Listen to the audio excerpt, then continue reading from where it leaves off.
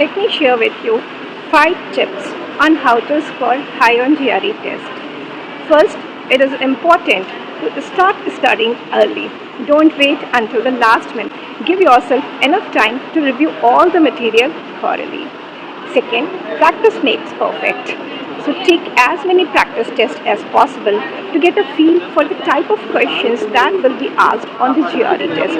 Now this will help you identify your weakness and areas that need improvement. You can have the strategy around it. Third, focus on your weakness. Don't just study what you already know, but in fact spend more time on the topics that you struggle with and make sure that you understand them thoroughly and master those topics well.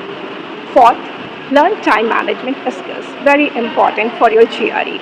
So, as it is a time test, it's important to know how to manage your time effectively. Practice pacing yourself and answering questions quickly and accurately. And the last one is stay calm and confident on the test. Don't let nerves get the best of you.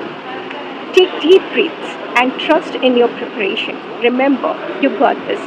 So these are my 5 top tips for scoring high on the GRE test. I hope you found them helpful.